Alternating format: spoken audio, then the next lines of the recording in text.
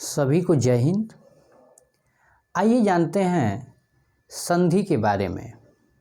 संधि में स्वर संधि को, स्वर संधि के प्रकार, उसमें किसके किसके मेल से किसका निर्माण होता है, क्या प्राप्त होता है, परिणाम में क्या आता है, इसको हम आपको एक बॉक्स के माध्यम से सिखाएंगे और हमें उम्मीद है कि ये चीज़ें आपको ज़रूर पसंद आएंगी।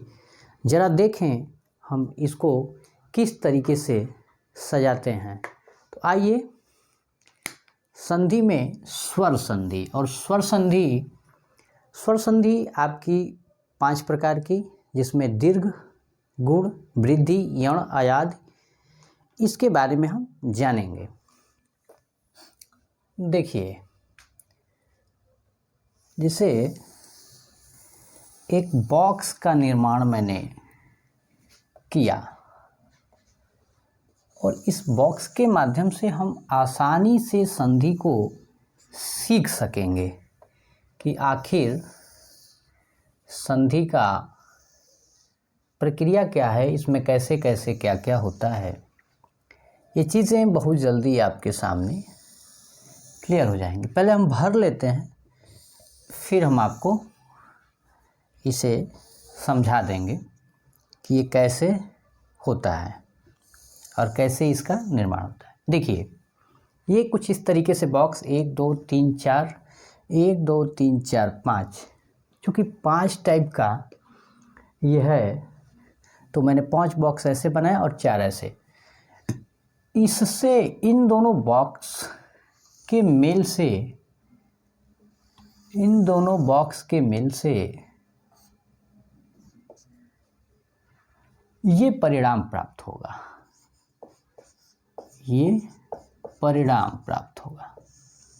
जरा देखें, हम इसको भरते हैं। सबसे पहले दीर्घ, गुण, वृद्धि, यण और अयादि। दीर्घ, गुण, वृद्धि, यण, अयाद। दीर्घ, गुण, वृद्धि, यण, अयाद। इस तरीके से अगर इसको आप थोड़ा ज़्यादा बार बोलने का प्रयास करेंगे तो बहुत जल्दी चीज़ें ये आपको याद हो जाएंगी। इसका सीक्वेंस बिल्कुल इसी तरीके से रखिएगा। देखिए, अब ये चूँकि इसका नाम है दीर्घ यानी बड़ा हो जाना, तो इसमें देखिए हम भरते हैं अ, ई, उ और री। इसमें अ, ई, उ और री। ये दीर्घ, ह्रस्व अथवा दीर्घ, ये भी ह्रस्व अथवा दीर्घ, यानी छोटा हो या बड़ा हो या छोटा हो। अब इसके मिलने से जो परिणाम प्राप्त होगा वो आपका दीर्घ होगा।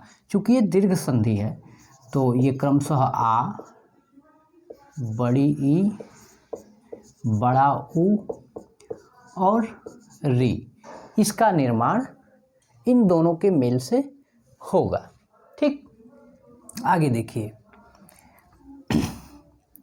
गुण में अगर हम अ या आ के बाद, अब यहाँ से इसको हम लिखना शुरू करते हैं। ई, ओ आ ही हम लिख रहे हैं। ओ आ,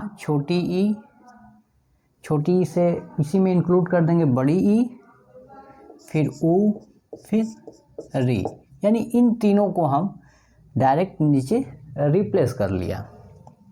अब जो इससे परिणाम प्राप्त होगा वो क्रमशः ए, ओ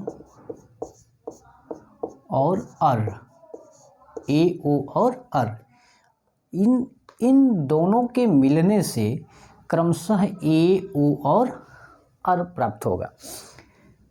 ये चीज़ें आपको डायरेक्ट समझ में आ गई होंगी, इसमें बहुत ज़्यादा कलाकारी है नहीं।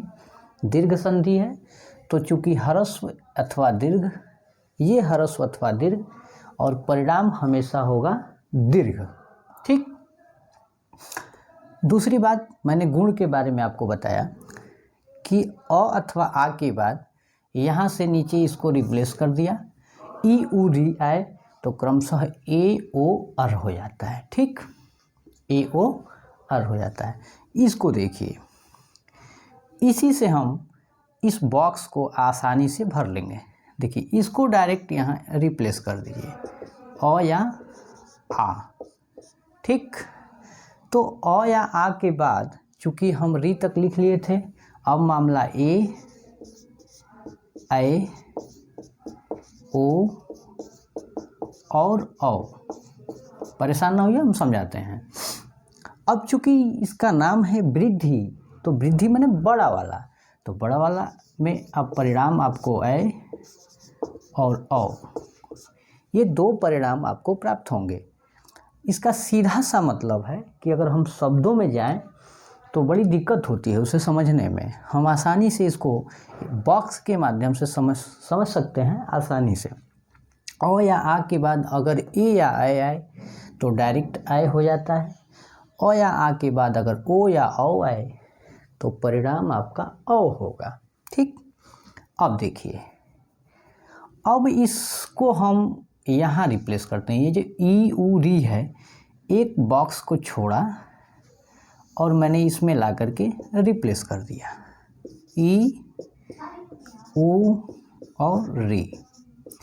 इसके बाद अगर इसमें अन्य स्वर और परिणाम आपका जो प्राप्त होगा वो य व और र, ये आपका परिणाम मिलेगा। यण संधि में आपका ई ऊ री मैंने यहाँ से उठाया, इस बॉक्स को भर दिया और यहाँ से इसको दोनों को मिलाया, और मिलाने के बाद जो ये परिणाम प्राप्त हुआ वो आपके सामने य व और र है। ठीक, अब इस बॉक्स को भरते हैं। देखिए, इसको उठाया, एक बॉक्स को छोड़ा और ठीक नीचे रिप्लेस कर दिया, तो हम लिखेंगे ए ओ औ। इसके बाद अगर अन्य स्वर आए, अन्य स्वर में इसके समान ये नहीं आना चाहिए, इसके अलावा दूसरा कोई स्वर आए तो परिणाम मिलेगा आपका आय औ आव, ये आपका परिणाम होगा।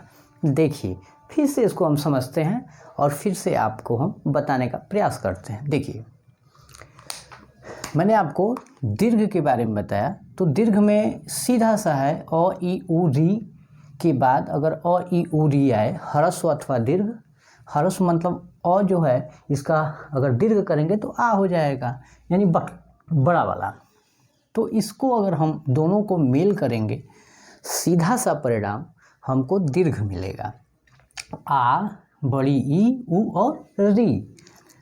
उसके बाद इसको हम आसानी से जब याद कर लेंगे तो इस बॉक्स को यहीं छोड़ देते हैं। अब हम गुण संधि में हम अ से लिखना स्टार्ट करते हैं, तो अ आ, फिर परिणाम में लिखेंगे ई उ री, यानी अ आ छोटी बड़ी इसी में, इसमें भी ह्रस्व अथवा दीर्घ है तो हम ई उ री लिख लिए।